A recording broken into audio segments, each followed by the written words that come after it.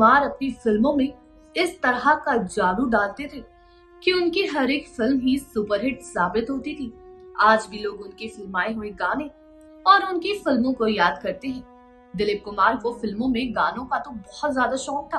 वो चाहते थे कि उनकी कोई भी फिल्म हो, उसका गाना हमेशा सुपरहिट ही रहे।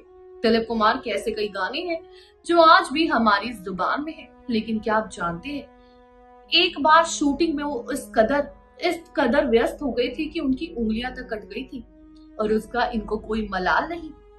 जी हाँ, स्वागत है आपका हमारे चैनल X9 न्यूज में। एक बार फिर से मैं आपके साथ साथिका कौर। हम सब जानते हैं दिलीप कुमार ने कुछ दिनों पहले इस दुनिया को अलविदा कह दिया।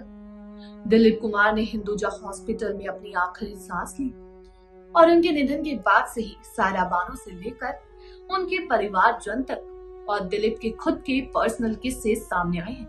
इन्हीं में से एक ऐसा किस्सा है जब दिलीप कुमार को, जी हाँ, उन्होंने अपने हाथों में खुद ही कट मार लिए थे। आखिर क्या वजह थी जिससे उनकी उंगलियां कट गई? देखिए हमारी खास रिपोर्ट। बॉलीवुड के दिग्गज कलाकार दिलीप कुमार अब हमारे बीच नहीं रहे। दिलीप साहब के जाने से एक युग का अंत हो गया है। 98 इयर्स के दिलीप ने दुनिया को अलविदा कह दिया।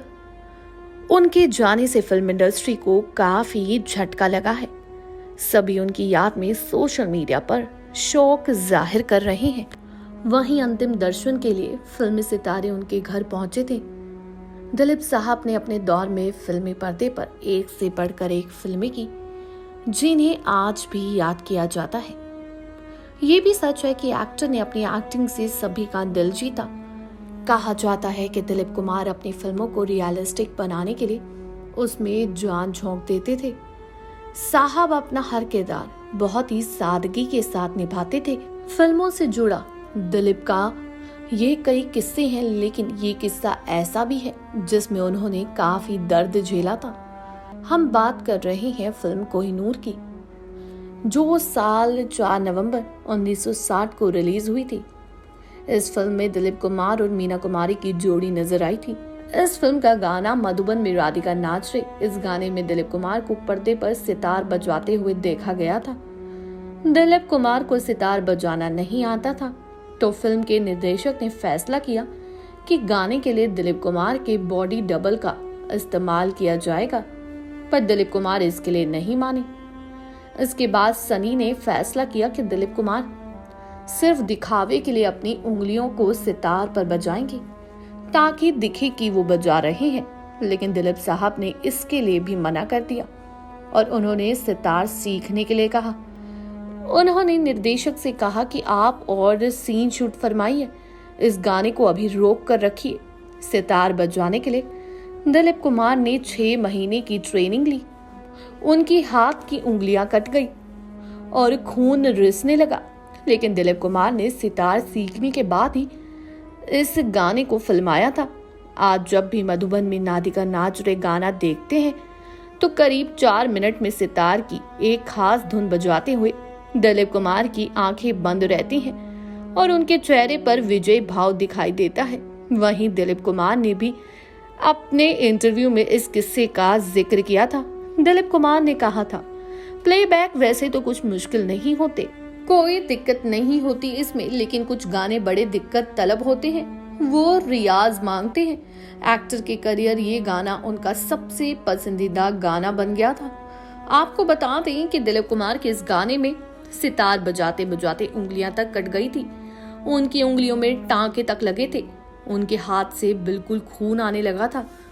उनकी उंगलियों के ऊपर के हिस्से में इस तरह से कट आए थे कि मानो अंदर से मांस तक दिख रहा था। फिर भी दिलीप कुमार को इस बात का कोई दुख नहीं हुआ। आपको बता दें, दिलीप कुमार ने अपनी फिल्मी करियर में इस तरह की फिल्में की है जहां पर उन्होंने अपना किरदार बिल्कुल फिल्म की तरह ही बना दिया है। उन्होंने चाहे अपनी फिल्मी करियर में सिर्फ 62 फिल्में की हो, लेकिन ये 62 फिल्में ऐसी हैं जहां पर दिलीप कुमार के अलावा मानो कोई और हीरो दिख ही नहीं सकता था। हर एक फिल्म को उसके नाम के हिसाब से, उसके कैरेक्टर के हिसाब से दिलीप साहब ने अपने ऊपर ढाला था। कहा जाता है कि दिलीप कुमार को जब पहले स्क्रिप्ट पढ़ाई जाती थी वो उन्हीं स्क्रिप्ट को हाँ करते थे। जिन स्क्रिप्ट्स को वो अपने ऊपर ढाल सके।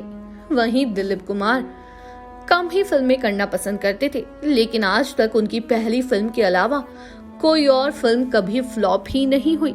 जी हाँ, जिस फिल्म से उन्होंने अपने करियर की शुरुआत की, जो कि ज्वार भाटा थी, ज्वार भाटा ही फ्लॉप रही। उसके बाद उन्होंने 1948 में मिलन की बेला से करियर की शुरुआत की और उसके बाद तो मानो उनके 62 के 62 फिल्में हिट रही, जिनमें से कुछ फिल्में तो ऐसी हैं जिनको आज भी याद किया जाता है, चाहे वो तराना हो, मुगले आजम हो। जी हाँ, इन फिल्मों को आज भी याद किया जाता है। आपको बता दें, दिलीप कुमार की जितनी जोड़ी मधुबाला के साथ अच्छी लगती थी, उतनी अब तक किसी भी अभिनेत्री के साथ नहीं लगी। दिलीप और मधुबाला की कहानी जैसे मुगले आजम की कहानी थी, बिल्कुल उसी में बनी हुई थी। कहा जाता है कि मुगले आजम की पूरे 8 साल तक शूटिंग चली और इस 8 साल में इन दोनों का प्यार भी चला, लेकिन जैसे जैसे ये शूटिंग खत्म हुई, ये फिल्म खत्म हुई, वैसे ही मधुबाला का प्यार भी खत्म हो गया। चलिए आपको बताते हैं आखिर दिलीप साहब को ट्रेजेडी किंग क्यों कहा जाता था। बात उनकी फिल्मों की हो रही है तो हम भी बात उनकी फिल्मों की करते हैं।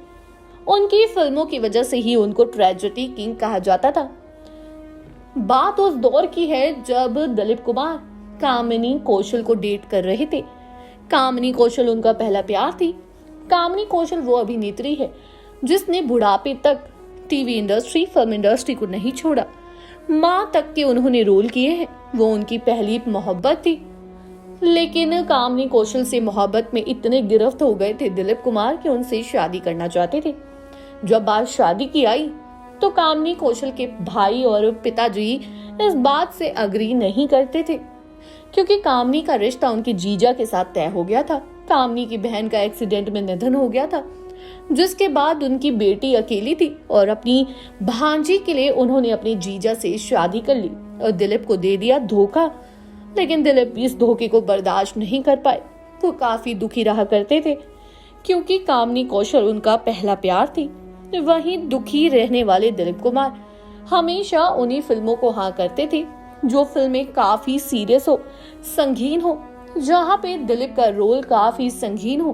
वहीं दिलीप ने फिल्मों में ऐसे ऐसे संगीन रोल प्ले किए हैं कि उसके बाद दिलीप कुमार को डिप्रेशन हो गया था और दिलीप कुमार को कहा जाने लगा ट्रेजेडी किंग, जो दिलीप कुमार फिल्मों में अपनी दिलो जान लगा देते थे, जिसकी वजह से उनकी उंगलियों में टांके तक आ गए थे। वही दिलीप कुमार को अपनी फिल्मों की वजह से एक बार डिप्रेशन तक को सहना पड़ा था। जी हाँ, उसका सामना करना पड़ा था। कई सालों बाद जाके उनका डिप्रेशन ठीक हुआ, तब जाके उन्होंने फिल्मों में वापसी की। और शायद ये बात कम ही लोग जानते होंगे कि अपनी फिल्मों की वजह से ही दिलीप साहब को डिप्रेशन हुआ था। कहा जाता है शूटिंग के बाद दिलीप कुमार को उंगलियों में टांके लगे थे। वहीं दिलीप कुमार को ये टांके तो लगे, लेकिन इस बात का दिलीप को कोई मलाल नहीं। उन्होंने कहा कि एक्टिंग मेरी थी, किरदार मेरा था, तो निभाऊंगा भी मैं ही। और इसी जुनून में 6 महीने के अंदर अंदर उन्होंने सीखा सितार, और वो गाने की 4 मिनट की धुन खुद दिलीप कुमार ने बजाई, जिसको आज भी सब याद करते हैं। जानकारी अच्छी लगी हो चैनल को सब्सक्राइब करें, बेल आइकन दबाना ना भूलें। धन्यवाद।